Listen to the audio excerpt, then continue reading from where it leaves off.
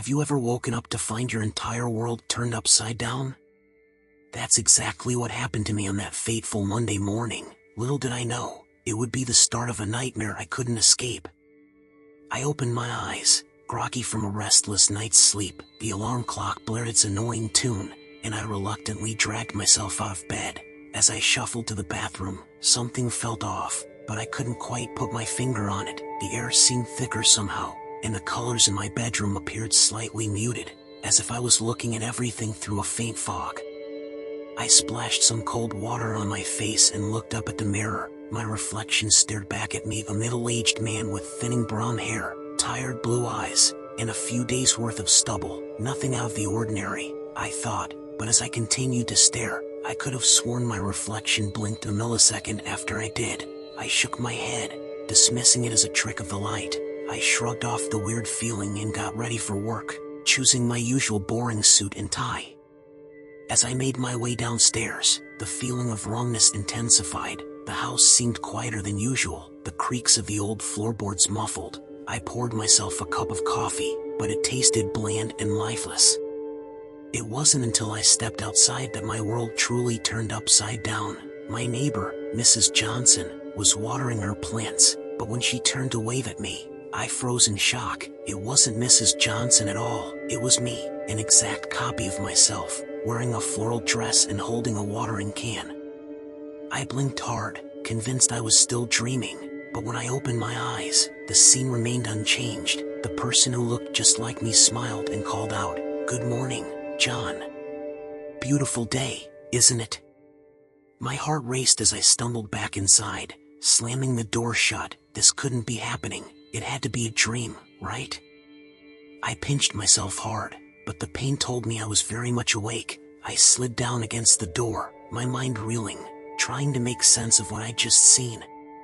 After a few minutes of deep breathing, I gathered the courage to peek out the window. The street was starting to fill with early morning commuters, and my blood ran cold. Every single person I could see, men, women, children, all had my face. They were all going about their business as if everything was normal, but they all looked exactly like me.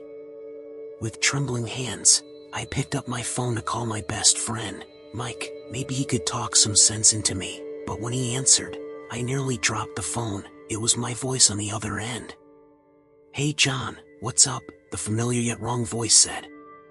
I hung up without saying a word, my mind reeling. What was going on? Had the whole world gone mad, or was I losing my mind? I tried calling my parents, my sister, even my ex-wife, but every call was answered by my own voice. Desperate for answers, I turned on the TV. The news anchor appeared on screen, and my jaw dropped. It was me again, dressed in a suit and tie, reading the morning news in my voice. In today's top story, scientists are baffled by a sudden increase in déjà vu experiences reported worldwide. Experts are advising calm as they investigate this phenomenon. Panic set in as I flipped through the channels. Every single person on every show looked exactly like me. Game show hosts, soap opera actors, even cartoon characters, all with my face. I watched in horror as a toothpaste commercial played, featuring a family of 5 all carbon copies of me brushing their teeth together. I ran to the window and peeked out again. The streets were filling up with people heading to work, and every single one of them was a carbon copy of me. Men, women, children, all wearing my face like a mask. I saw myself driving cars, riding bikes, walking dogs. It was like looking into a fractured mirror, each shard reflecting a different version of me.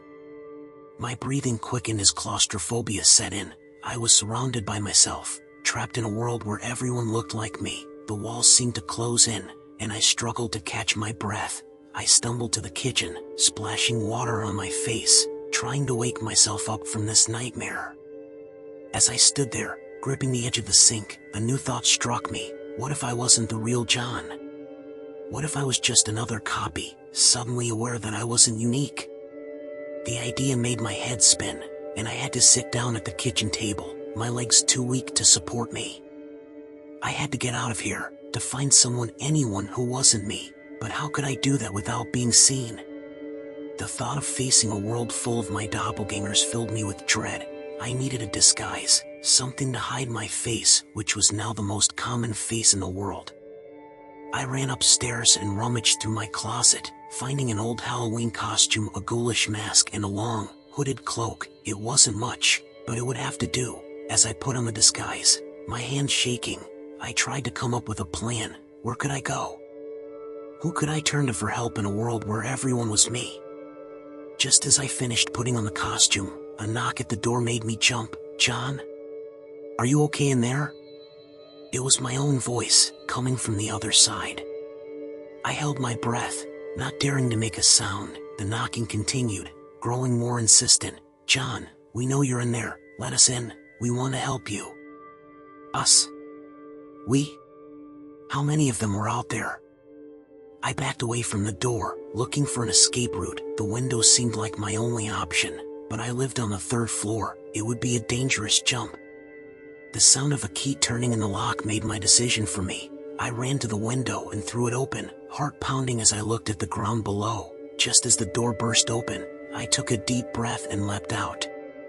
I hit the ground hard, pain shooting through my legs, but there was no time to recover. I scrambled to my feet and ran, pushing past the shocked faces, my faces that turned to stare. The ghoulish mask limited my vision, but it was a small price to pay for anonymity.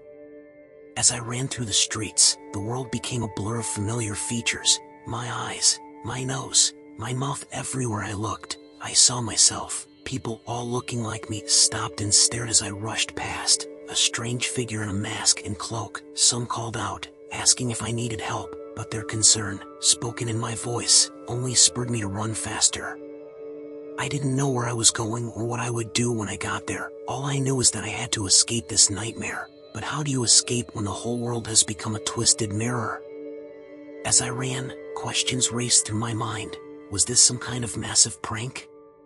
A hallucination caused by a gas leak? Or had I truly woken up in a world where everyone looked like me?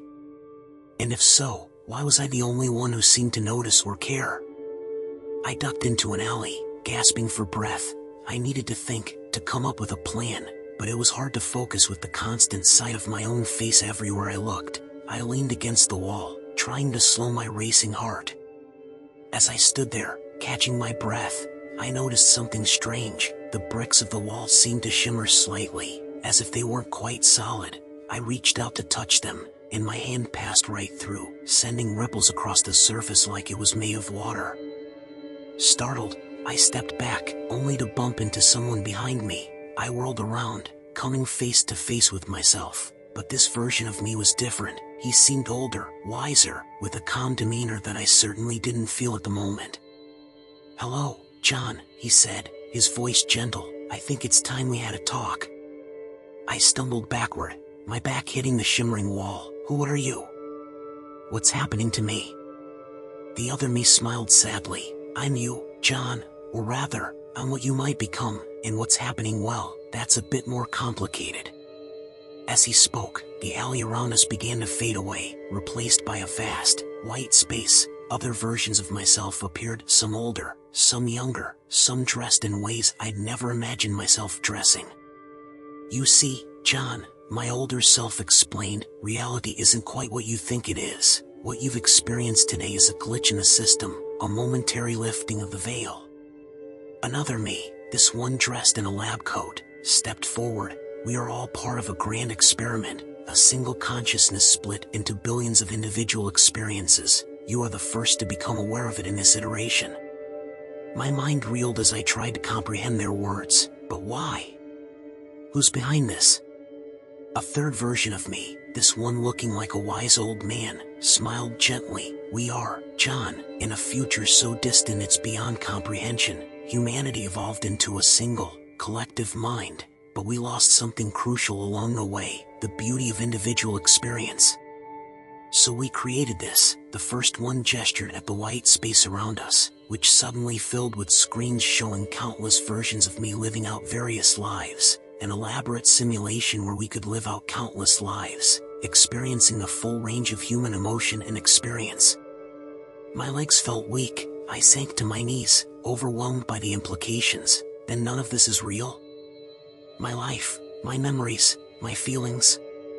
It's as real as anything can be, the version in the lab coat said softly. Each life, each experience shapes the whole. You, John, are the first fragment in this cycle to pierce the veil. Your questioning, your doubt, your desperate run through the city. It created a ripple effect that allowed us to reach you.